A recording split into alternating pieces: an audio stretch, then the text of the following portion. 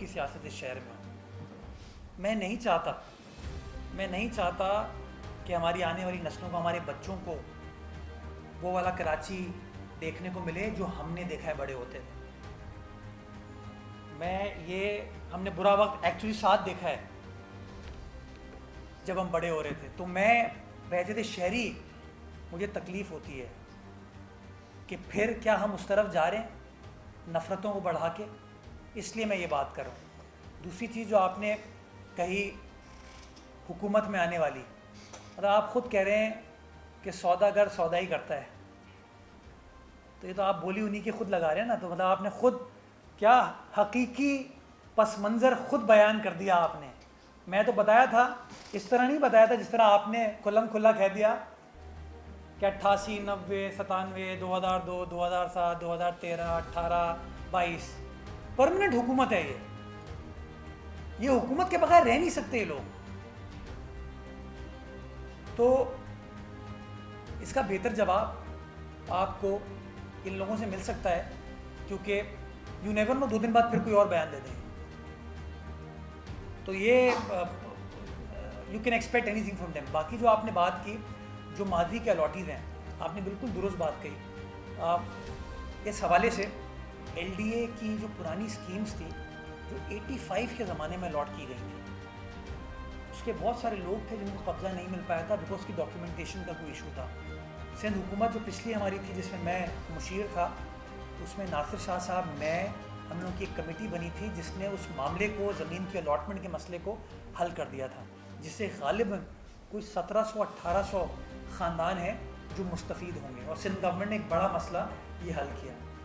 मैं आपकी इस बात से अग्री करता हूँ, इस तरह की कोई भी चीज़ हो ना उसके ऊपर बात करें ताकि हम लोगों को रिलीफ दे सकें, लोगों के मसाइल हल कर लें। लेकिन ये लोग कभी भी इन इशूज़ के ऊपर बात नहीं करेंगे, क्योंकि ये लोग तो आपको पता है कि इन चीज़ों पर बिलीव करते हैं। तो अल्लाह ताला इनको नेक हिदायत दे। ये सूद की तो बात करते हैं, बाकी और चीज़ों के ऊपर भी बात कर लें, वो भी मैं समझता हूँ दुरुस्त नहीं है। ठीक है सर।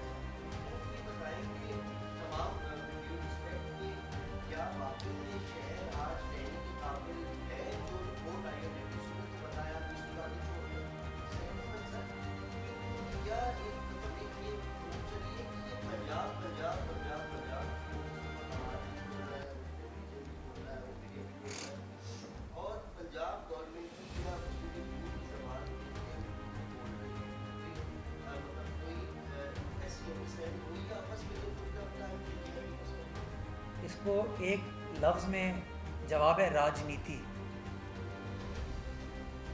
वो करने दें, उनको अपनी सियासत करने दें।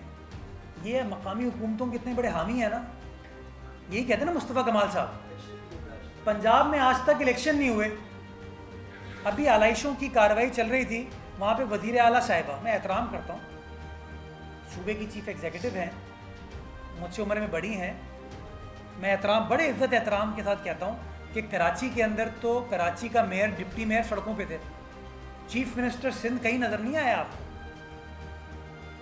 पंजाब में वज़ीर आला, वज़ीर बल्दियात भी नहीं, वज़ीर आला साहिबा सड़कों पर थी, मॉनिटरिंग कर रही थी। तो जब मैं ऐसी बात करता हूँ ना, देख लें आप,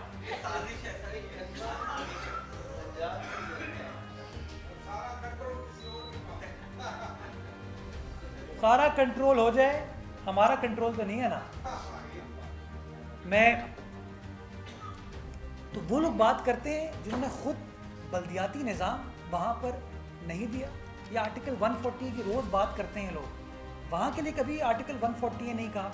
हमारे यहाँ कहते हैं KDA गलत है। क्या पंजाब में, लाहौर में LDA नहीं है, लाहौर डेवलपमेंट अथॉरिटी, जो अभी सारे वहाँ अंडरपासेस वगैरह बने हैं, उनके मेयर ने बने हैं, वहाँ वो ये बात नहीं करेंगे। तो ये जहाँ इनके मकसद को जो चीज़ सूट करती है ना, ये वो बात करते हैं। और आप यकीन जानें, कोई बईद नहीं, कुछ अरसे बाद ये नून लीग के खिलाफ बात कर रहे होंगे। तो बहुत कुछ मैं कह सकता हूँ, बहुत कुछ कहा जा सकता है। इन लोगों का हाल नहीं है कि हमें एक है। मैं आपकी बात से, आप कहते हैं ना ये लीस्ट लिवेबल बार बार की जाती है बात। आज भी मुझे बताइए कि सारे पाकिस्तान से लोग किस शहर जाते हैं? कराची शहर आते हैं। मैं नंबर्स पर अपनी बात करूं अगर आपसे, NICVD है ना हमारा, उसने पिछले साल 24 लाख पेशेंट्स को ट्रीट किया। ये मैं डॉक्यूमेंटेड, आप कहेंगे आईडी कार्ड के साथ तफसीलात दूंगा। उस 24 लाख में से 6.5 लाख अफराद जो थे ना, उनका ताल्लुक सूबा सिंध से नहीं था। तो ये सूबा इतना बुरा है तो लोग फिर यहाँ क्यों आए? आप गंबट जाइए, वहाँ पर जो लिवर, किडनी और कॉर्निया का ट्रांसप्लांट हुआ है और हो रहा है, उसके आप नंबर्स उठा के देखें, 50% वो लोग हैं जिनका ताल्लुक सूबा सिंध से नहीं है, वो बाहर से हैं। आप मेरे साथ अभी जिन्ना अस्पताल चलिए, साइबर नाइफ के मैं आपको नंबर देता हूँ कि पाकिस्तान के 171 शहर हैं जहाँ से पेशेंट्स अपना इलाज कराने के लिए JPMC आए, जो हम सिंध हुकूमत चला रही है। लोग तालीम के लिए आज भी कराची आ रहे हैं, लोग मुआश के लिए आज भी कराची आ रहे हैं, लोग सेहत के लिए आज भी कराची आ रहे हैं। लेकिन कराची बुरा है। मैं इस शहर की इतनी बेहुरमती नहीं कर सकता। मैं जो कुछ हूँ, हम चारों लोग जो आज हैं, इस शहर की वजह से ही। हमारा शहर है, इस शहर में हम पले बड़े हैं, ये लोग भी पले बड़े हैं। आज इनको अगर मुस्तफ़ा कमाल बनाया है तो इस कराची शहर ने बनाया है। और ये ऐसे आगे बढ़ बढ़ के कहते हैं कि कराची बुरा है, कराची बुरा है, कराची बुरा है। कराची उस वक्त बुरा था जब यहाँ पर खून की होली खेली जा रही थी, जब पहिया जाम हड़ताल कर दी जाती थी, लोगों को मार दिया जाता था, किडनैपिंग फॉर रैंसम, भत्ता, एक्सटॉर्शन, फैक्ट्रियों को जला दिया जाता था। ये आपके सामने है। आज वो दौर नहीं है। और हाँ, यकसोई के साथ कराची शहर के अंदर काम हो रहा है। किसी दिन डेवलपमेंट के ऊपर भी कि 300 अरब का हिसाब दें, मैं आपको बताऊंगा कि कराची शहर के अंदर क्या क्या काम इंफ्रास्ट्रक्चर का हमने किया।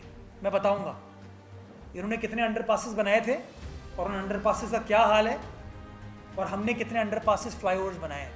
इन्होंने कितने पार्क्स बनाए थे, हमने कितने पार्क्स बनाए हैं।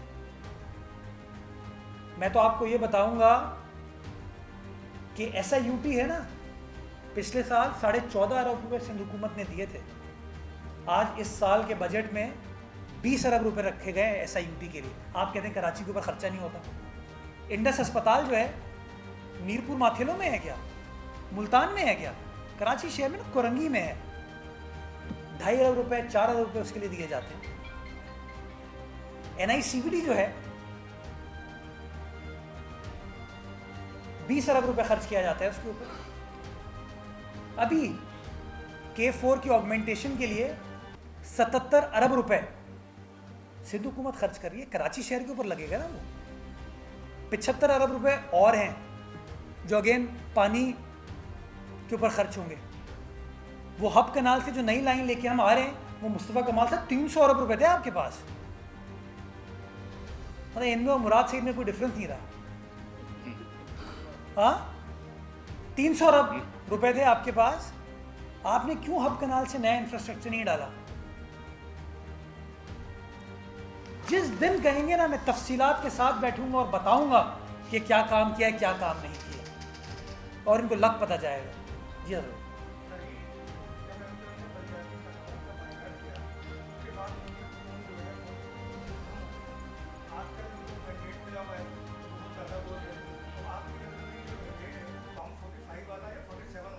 यार मैं तो इनका हाल मुझे अंदर से पता है।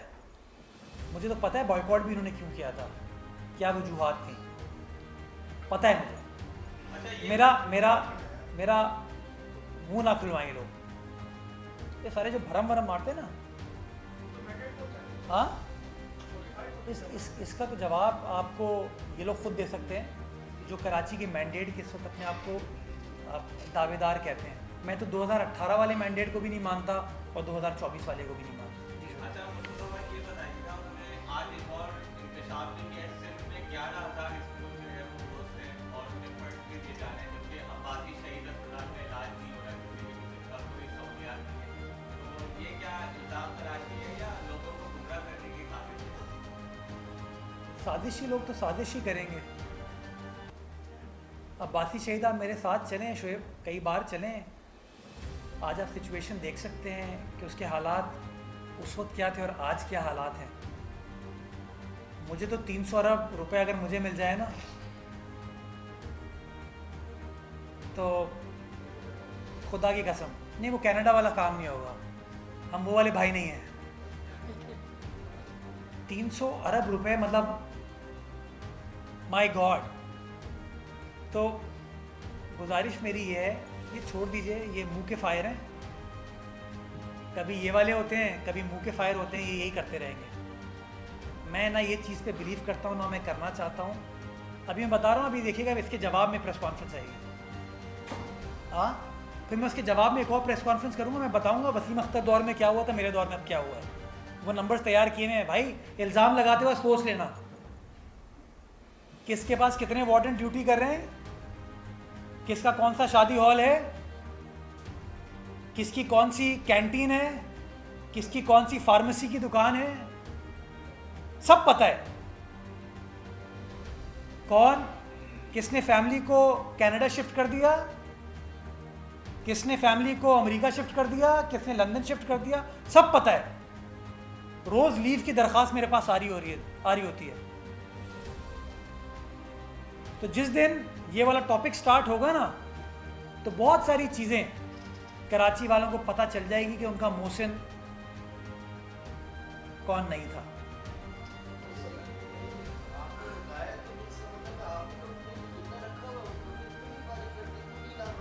किसका? मैं तफसीलात आपको दे दूंगा।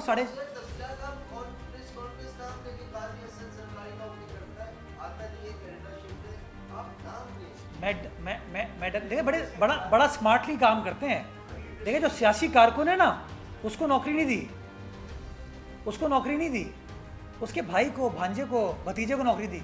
एक बहुत बड़ा आदमी था, मुझे एक अफसर तफसीलात बताता है, कहता है वो एक ज़माने में तूती बोलती थी किसी की। चले एक नाम ले लेता हूँ, हम्माद सिद्दीकी साहब, बल्दियाती मुलाजिम थे वो, पता है आपको? जी हम्माद सिद्दीकी साहब कराची शहर में डीएमसी साउथ के मुलाजिम थे, एम्प्लॉय थे। और एक ज़माने में जब भाई ने डंडा दिया था ना तो काम पे आना भी शुरू हो गए थे, फिर वो एडमिनिस्ट्रेटर के कमरे में बैठते थे। तो छोड़ दीजिए यार कई साहब, ये प्रेस कॉन्फ्रेंस पता है फिर आप लोग चलाएंगे नहीं। मैं तो बोलने वाला हूँ, आप चलाने वाले बने।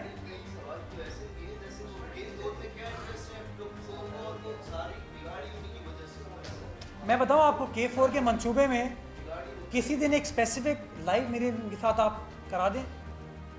मैं आपको बताऊँ कई साहब, मैं सोचता शहर घूम रहा होता हूँ, चीज़ों को नोट करता हूँ। बीबी साहिबा के दौर में जब डिस्ट्रिक्ट सेंट्रल में फ्लाईओवर बने ना तो आप देखेंगे वो 5-5 लेन के फ्लाईओवर हैं। आप सब गुजरते हैं, हम सब उससे गुजरते हैं। 5-5 लेन के 1988-89 में उसका संगे बुनियाद रखा गया। उस ज़माने में 5-6 साल लगते थे बनने में, बट बाहर के 5-5, 6-6 लेन के बने। तो मुस्तफ़ा कमाल साहब ने दुनिया में पहली बार 1 लेन के ब्रिजेस बनाने शुरू किए, है ना? हाँ, आप वो ड्रिग रोड पे जो एक ऐसे बनाया है, या शारे फैसल पे रफ़ीक शहीदी रोड पे जो इन्होंने 1 ट्रैक फ्लाईओवर बनाया है। बल्कि एक और मैं उस दिन सीएम साहब के साथ घूम रहा था, वो भी इंजीनियर हैं, तो मैं कहता मैं आपको एक और करिश्मा दिखाता हूँ। तो हम नालों की सफाई की मुहिम देखते हुए आ रहे थे, तो नर्सरी पे हमने कहा कुल्फ़ी खाते हैं ज़रा जाके, रहमत शीरी की। तो हम शारे फैसल से हमको शारे क़ायदीन की तरफ जाना था, तो हमने फ़्लाईओवर लिया। मैं कहता सर ये फ़्लाईओवर एक इंजीनियरिंग का हसीन मिसाल है। कहते पूछते हैं कैसे? मैं कहते दुनिया का वाहिद फ्लाईओवर है कि एक साइड 2 लेन की, एक साइड 4 लेन की है। आप जाके देखिएगा ज़रा, अगर आप शारे क़ायदीन की साइड से आ रहे होंगे ना तो 4 लेन का फ्लाईओवर है, और अगर आप नर्सरी से ऊपर चढ़ेंगे ना जब तो 2 लेन का फ्लाईओवर है। ये माशाल्लाह बात नहीं, थोड़ी अक्ल होती ना तो वो जो बीच का मीडियम है ना वो मतलब 6 लेन होंगे, 3-3 कर लेते यार। लेकिन बस वो सोच नहीं थी ना, तो इसलिए उन्होंने ये वाले काम किए। खुदा खैर करेगा इंशाअल्लाह। काम होता हुआ शहर में नज़र आ रहा है, और ये हम काम कर रहे हैं जिसकी वजह से इनको घबराहट होती है, परेशानी होती है, और फिर इस तरह की बातें करना शुरू करते हैं। अल्लाह ताला इन सबको तौफीक दे कि इस शहर के साथ ये सच्चे हो जाएं। हम सब तो इंशाल्लाह सच्चे हैं। बहुत शुक्रिया।